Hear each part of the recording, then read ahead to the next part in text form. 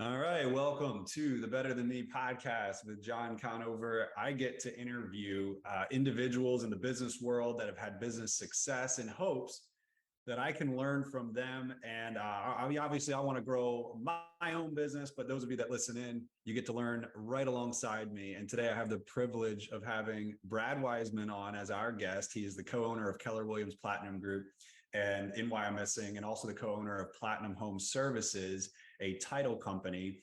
He's also the host of the Real Estate and You podcast. He has been rocking it out, keyword rocking it out, for 31 years in the real estate world. Brad, thank you so much for being on today. You're welcome. Thank you, man. This is nice being on the other side of this whole thing, A Different. nice I like change it of though. pace.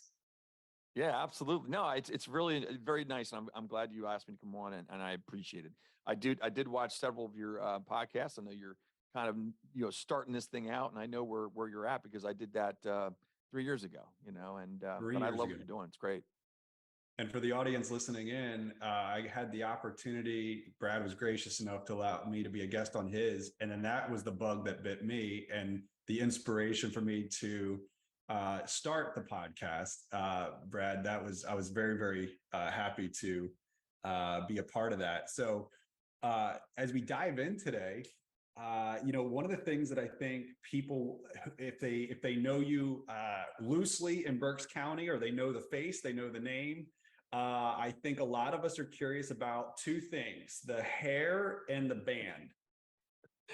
Okay, so you mean the lack of hair now, or do you mean No, no, no, no. We've all the seen hair the back then? billboard. We've all seen the billboard. Oh man, yeah, that was, it's an interesting part of my life, John. I never thought I would be doing what I'm doing right now and selling real estate. And my dad gave me the whole. Well, I was on Star Search back in 1990, so that's the hair that you saw was the 1990 hair.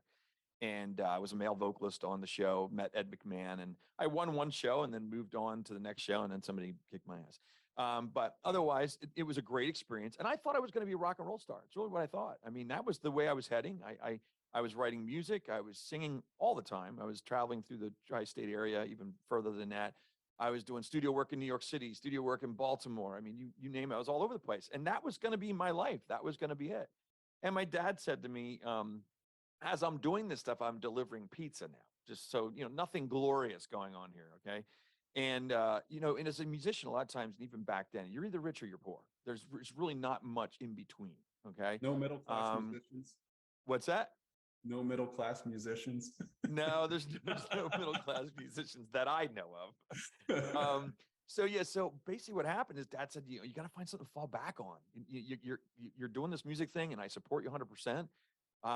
What do you think you could do? I'm like, I don't know. What do you think? Should I work in a factory somewhere? What do you want me to do? And he goes, why don't you try sales? I'm like, yeah, that sounds like a good idea. Now, mind you, I have a ponytail back down the middle of my back. And I'm thinking, in my mind, I'm thinking I'll sell shoes. I'll sell, maybe cars would be like the big thing. And my dad said, real estate. I said, real estate? Have you seen me? Like, how do you expect anybody to work with a guy with a ponytail behind a house? So basically, I did it. I went for my test and took the classes and all that stuff back in 1992. I got my license, and Wow. that's pretty where it started.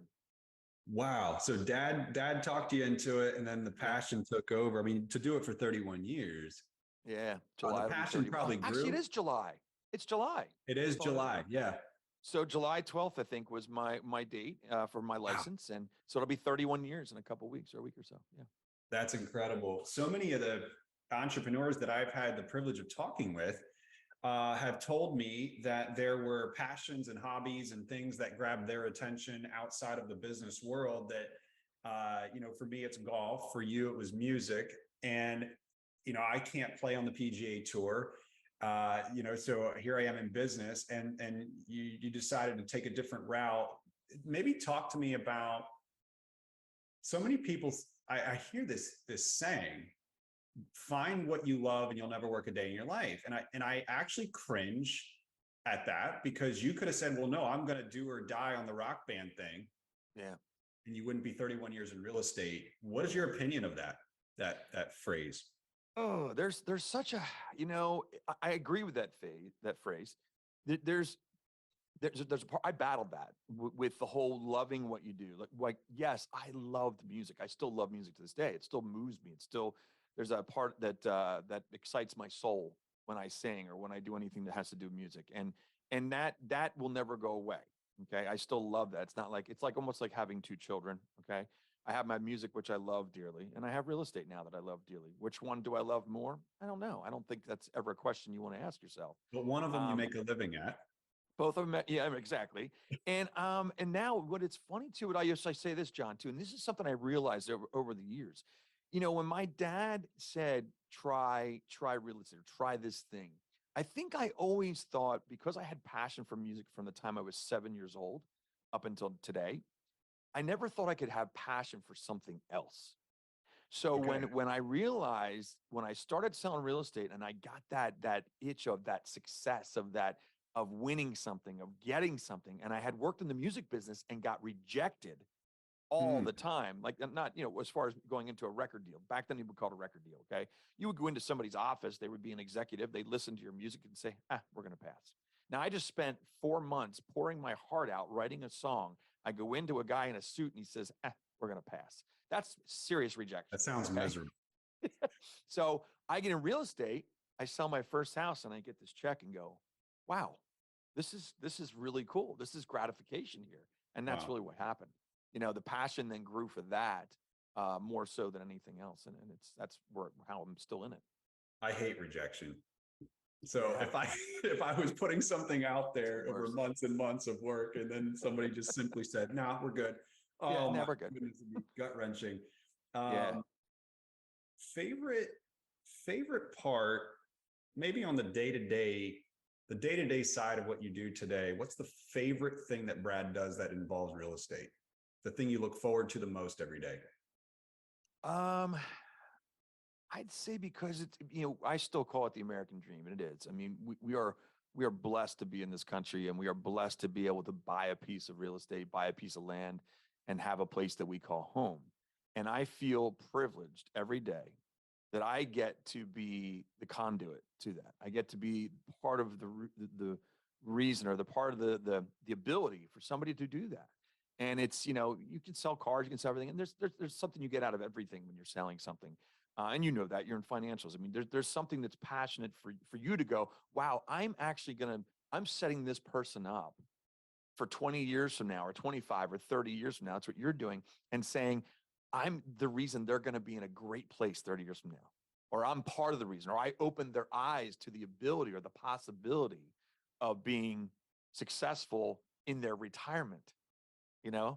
And I think that's for me with the houses, it's the passion of knowing that, darn, there's memories getting made there. There's children being born there. There's arguments there.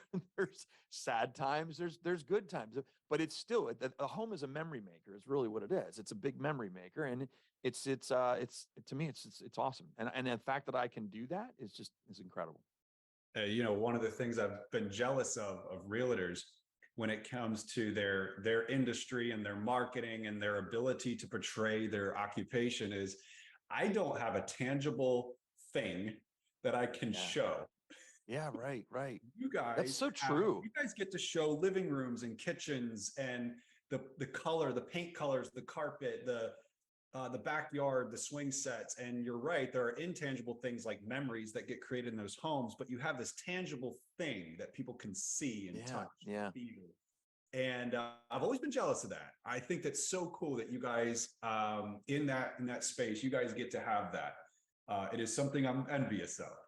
That's interesting, John. And that makes your job very challenging because you're selling a future. You're selling a future way, a future. You're selling a future way. You're selling a Concept. future lifestyle.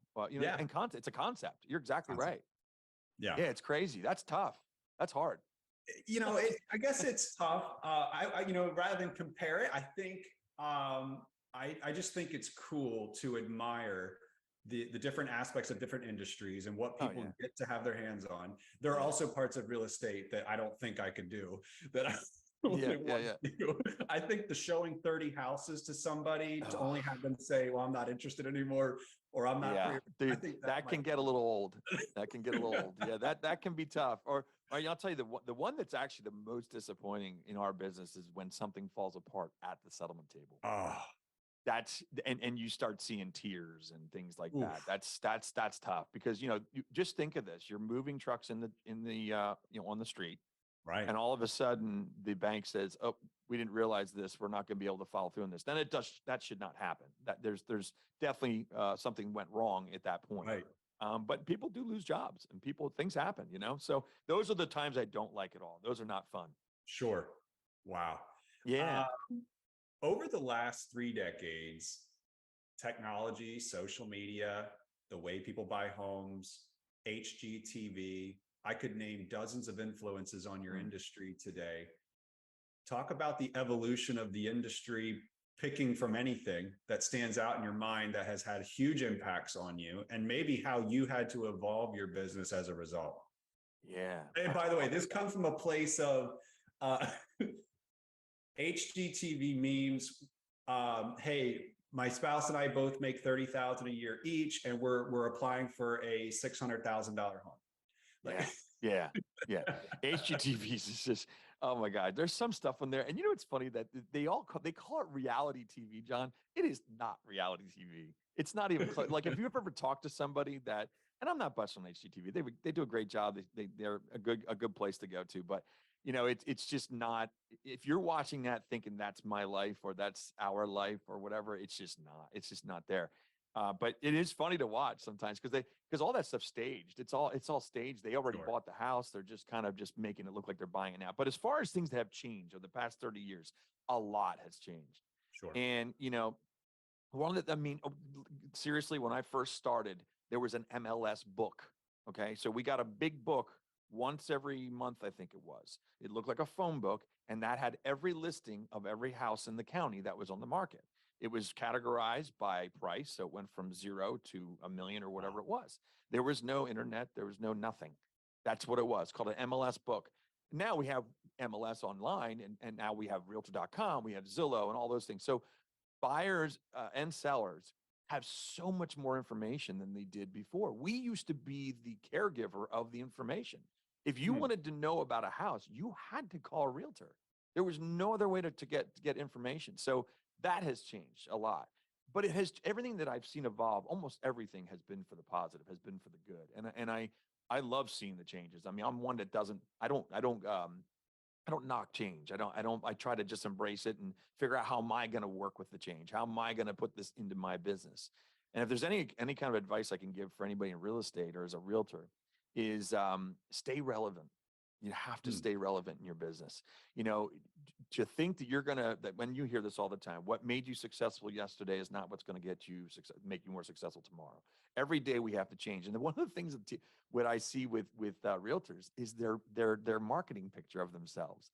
It kills me that they'll have a marketing picture that's 20 years old, and they don't look anything like that. It's like using your high school picture, And I'm always like, dude, you're not relevant. You know what I mean? Because who do you think you're fooling yourself and you're fooling your customer that's you? It's not you. So You gonna one of the things I catfish your always do client? get pictures redone every 3 years. What'd you say? You gonna catfish your client? Yeah, exactly. So it's just funny. I think being relevant, just staying up on what's going on in the market. I mean, you guys have changes in your industry. I mean, you're probably changing all the Yeah. time with the way you do business.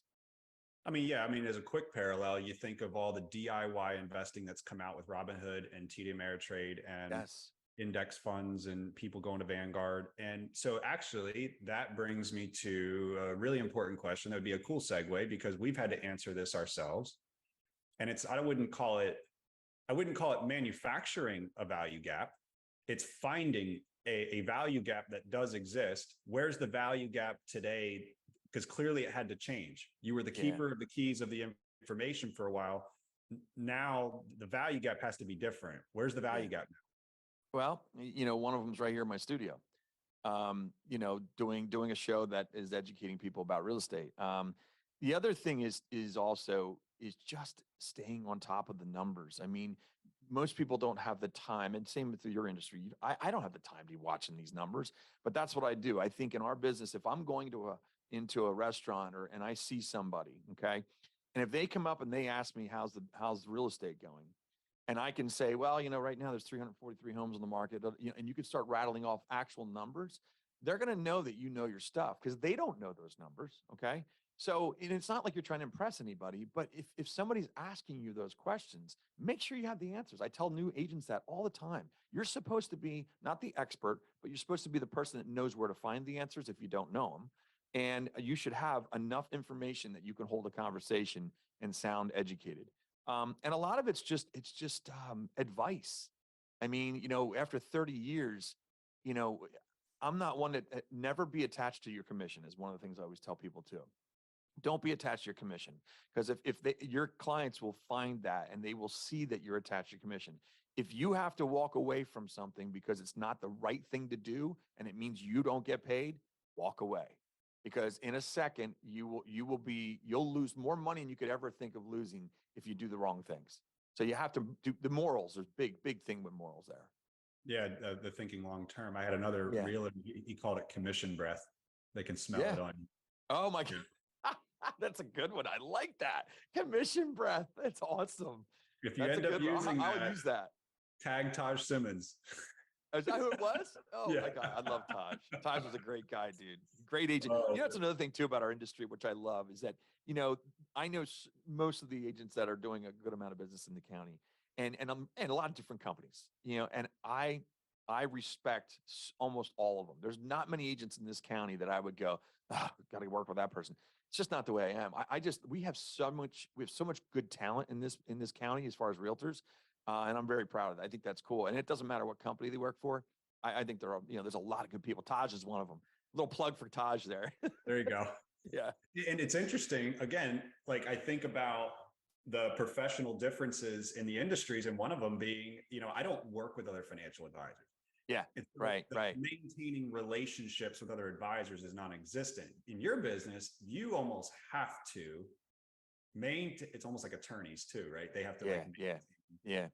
We actually, it means a lot to do that, John. It means a lot to stay in touch and be good to the other agents. Because a lot of times that can be the difference between, it could be the difference if there's 10 offers that come in and I have a great relationship with the agent, they go to their seller and say, look, I know Brad really well. If he brings in an offer, it's going to the table. You're going to be getting a check because his morals and his way of doing work is so good that I know we're going to get there. So that brings in value. Talk about the value gap.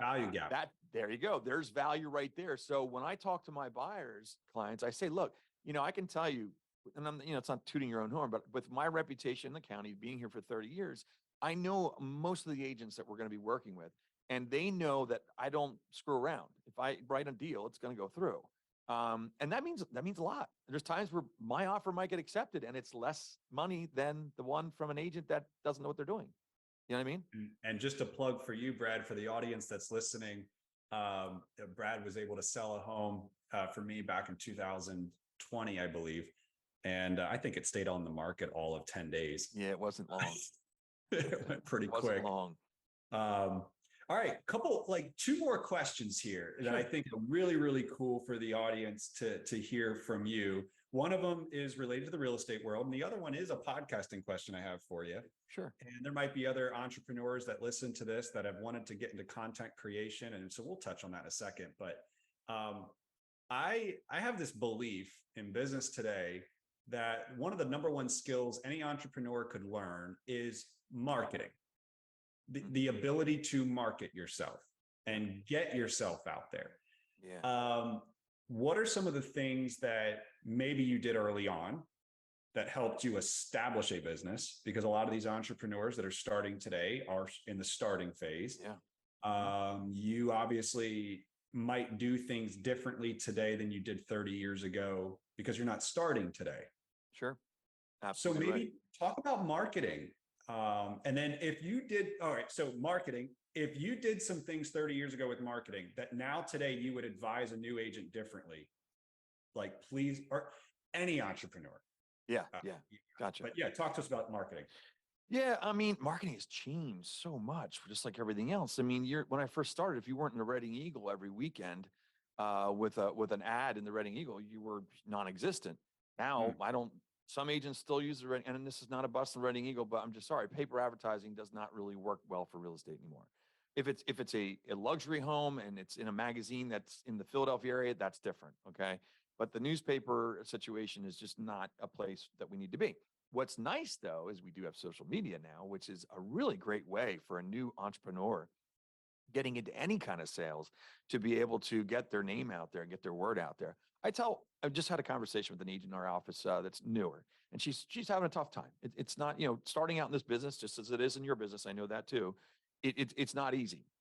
What I told her is that I said, look, you're the most important thing you can do in your first year in business is go after your sphere of influence, your dentist, your doctor, your financial advisors, your I don't care what you do. If you have a restaurant club you're a part of, or you're at Olivet's Boys and Girls Club and you're doing stuff there.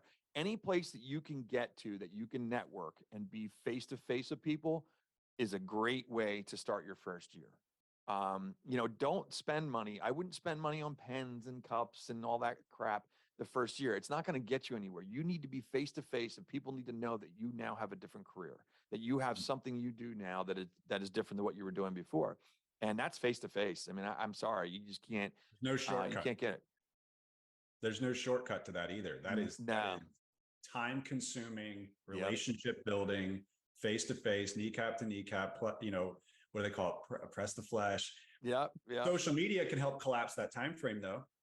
You're exactly right, John. And that's something we didn't have, years ago. It can definitely do that. Because I know, like, I reached out to people that I graduated high school from, and that's from Facebook with, because I would never stayed in touch with them. But guess what? We have our own page now for 1989 Connor Weiser graduates. That's a Wow, page. It's a private group. But what's great about that is that I can go on there at any given time and just say, hey, how's everybody doing? Everybody need anything? If you're living around here, blah, blah, blah, that kind of stuff.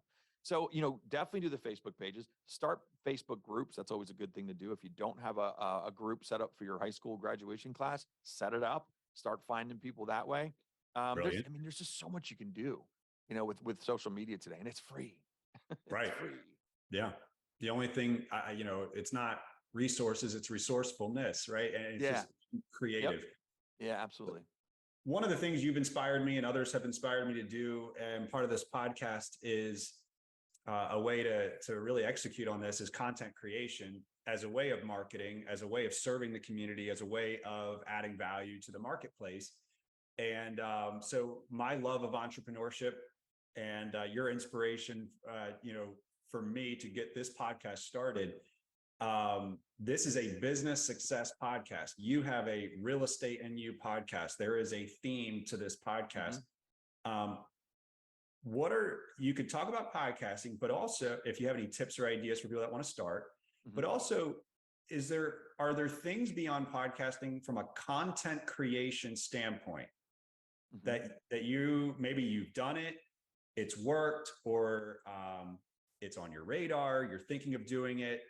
Content creation as a whole, is that a big part of what your podcast is all about? Yeah.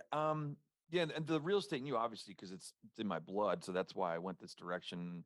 I did have another podcast years ago called How You Show Up, which was interesting, was an interesting podcast. And that was more about how people show up in community, at work, in their family life and things like that. Great. It was a cool premise. And I might actually go back to that at some point and as another podcast. That's a different one. But yeah, as far as content, I mean, I've always wanted, I guess it's in my blood from the entertainment area of my life, that I always wanted to do something that was not that didn't always have to do with real estate. Like I had a foodie show at one point. I had a foodie show called Burke's Bites. It was on BCTV. So find something that you really love to do, even if it's not about real estate, that gives and contributes to the community. Because they always call it the Trojan horse, is if I can get into somebody's life or into somebody's thoughts, I don't care how I get there. Okay. Now, once you get in, you can say, oh, by the way, I'm a realtor. know what I'm saying? So, that's kind of, and it's not a creepy thing and anything at all. And it's very sincere. I mean, I love, like on this show, you'll never hear me say on Real Estate and You, and I can tell you this 135 shows that I've done now. Yeah, it's almost close to 140. I think I just recorded that recently. And what's amazing is you'll never hear me push my real estate business. Awesome. I've never pushed my real estate business because that's not what it's about. And people are always like, well, why don't you? I'm like, because that's not what it's about. If they will understand I'm a realtor by watching the show, I mean, that's going to be kind of evident. But, I have other realtors on the show. I'm not here to try and, do anything. So I think that's what it is that you got to do things because you want to do them, because you're passionate about it. And the other stuff will just happen if you just let it happen. Wow. Okay. I believe that is a very cool stopping point where we can put a pin in this. And Brad, put a stop there. let's just put a plug, and then I think you got to be a repeat. And I'd love to. Maybe we could set the table for a repeat. If what's one thing that we either didn't touch on or we did and you'd like to go deeper on, if you were on a second episode, what's something that you think you'd like to spend a lot more time talking about? I think just experience. What happens after 30 years, and how do you stay in a business 30 years? How do you stay excited about a business? Yeah, longevity. There you go. Longevity. Yep. Okay. Well, I'm going to make a note of that. And this has been so cool. I can't wait for it to come out. So Brad, thank you so much for being on today. Absolutely, awesome. Man. I appreciate it. I always like talking to you, and it's been a pleasure. And I know you do really well with what you do, and I love hearing your podcasts and things that you're doing. So it's great. Awesome. Congratulations. Thanks so much. No problem.